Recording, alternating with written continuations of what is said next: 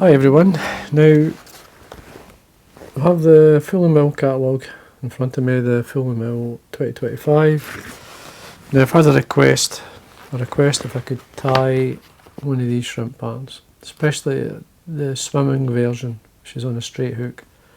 Though it looks quite curved there, but I think it's just the way it's been tied. This is the hare's ear version, it's hare's body, it's called killer swimming. Basically the killer shrimp is a species of shrimp that's invaded a lot of the lakes in England, especially Rutland. It's basically, the fish go crazy for them, and as you're going to be fishing these waters at all, I wouldn't leave home without some sort of shrimp pattern to give an impression of a killer shrimp.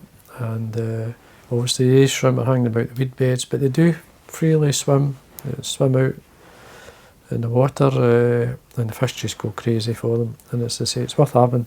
Now this one has a foam back, it's got a close-cell foam back. In this case I'm going to be using a brown foam now, and I'm going to be tying it on a straight hook. So I'll zoom in so you can see what I'm doing.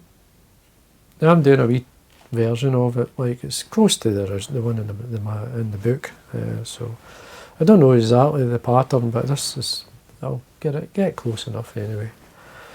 Hook choice, I'm using a medium wire hook. This is an all-purpose medium, size 10.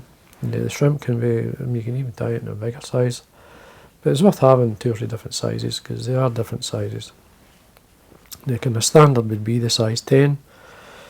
Thread colour could be white, it could be, olive, because in this case, Lt-Cahill, because there is a kind of yellow hue comes off the shrimp. Now, I've waxed the thread, so I'm going to put a layer of the thread down the shank, all the way to the back, and just slightly round the bend, and remove the waste. Tie in some legs, so I've got some grey partridge. I'm going to mix it actually. There we go, getting a decent feather. So grey partridge, I've got some dyed grey partridge as well, hot orange, because especially in the bigger shrimp, the adults seem to have kind of orangey light legs. So you could probably put straight on dyed. I'm going to mix the grey with the orange, so just take a wee V out, so I've got a left and right. I'll keep that for my next fly. Just tie these on. Not too long, maybe shank length. So see, I'm going to do in some orange, hot orange.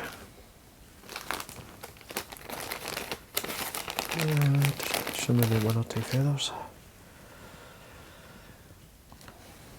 Again, just going to remove the fluff at the base, trim it in the centre, so we've got right and the left fibre. Not too much. Again on the top. Now I'm going to secure these in by taking the thread up, all the way up to the top. Then the way down I'm going to tie in a rib. Now I've got a Uni Floss in white, this one. I've waxed it, I've just run the wax through it. Basically it gives it more strength. So it's the colour we're looking for as well. So it's best to tie this on the way down. I usually keep it slightly to the underside, all the way to the legs at the back. Foam. There, this is a 4mm width. It's 2mm thick, 4mm wide. I'm just going to sort of, you don't really need to burn it, but I'm going to trim it anyway. So you want it to come into at least a third of the way into the tail fibres. Now this is going to help float the shrimp. Now you want a good half dozen or more turns, keeping the thread tight. You want to do the same, put 3 or 4 turns or more at the front, just to lock those in. That's fine. I mean, you could shape the back of it a wee bit better, but we'll see when we finish, see how it works out. So we've got the rib on. Now the body and the legs is I'm going to be using this mix of rabbit fur, a wee bit of UV. It's on my desk here so you can see it better. It's there. So it's got a wee bit of UV in it, as well as some dyed, believe it or not, it's CDC, it's a brown olive. Again, it's got that yellow hue off it, which is ideal for, I feel, for this pattern. So we just lightly dab it onto our thread, slide it up, just pull your foam back, get it right in there, and then just build up your body. You want it quite loose, a wee drop more.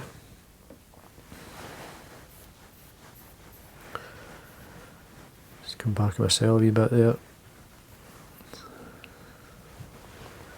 I say I want it quite loose so that I can brush out some of the legs, or some of the fibres, to give the impression of the legs anyway. So you're about a head length away from the eye. Just get your Velcro, in this case, just lightly bring down the dubbing either side. There we are. Let's bring our foam over. Just stroke back the fibres as you bring it over.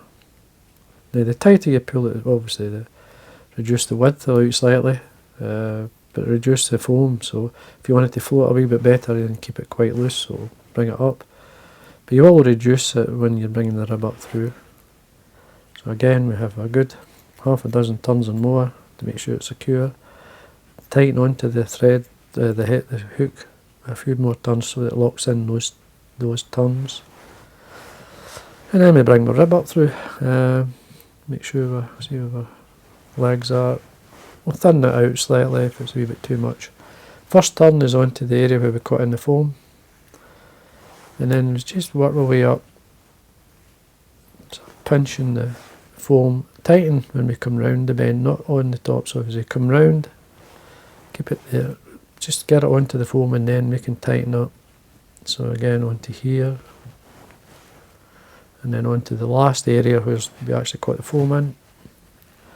Sometimes you could do a turn onto the head area, cross your thread. I mean, I usually like to fold it back, there's plenty of room there. Just folding it back, tucks it back, you can then tighten up. Varnish onto my thread, my whip finish.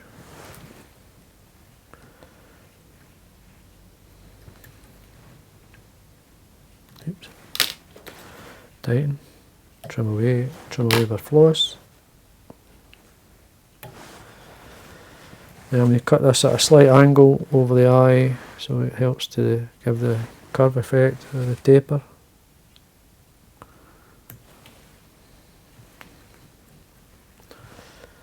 Keep it like that, seems like. That'll do fine. I mean, you could trim this as well at the back to help sort of shape it. Will I do it, will I not? I think I quite like it the way it is, to be honest with you. Just leave it. Just sometimes we can trim away too much. There we are, folks, that's it. That's the killer shrimp with the foam back, or the swimming, or the free swimming version, which allows you to tweak it. As I say, you could put it on a heavy hook if you wish, for a bit, if you need a wee bit more strength. I'm not saying the medium wire is not strong enough, it is a good hook, but sometimes these big rainbows can hammer you, and if you feel that you may need a stronger hook, it's worthwhile having one or two tied on sort of competition heavyweight or so. So anyway, there we are, folks. That's the foam back killer shrimp. As I say, if you ever fish the waters in Rutland, Grapham, I'm sure they're in Grapham, you've got to have some of these. So anyway, I hope you enjoyed that, and again, thanks for watching.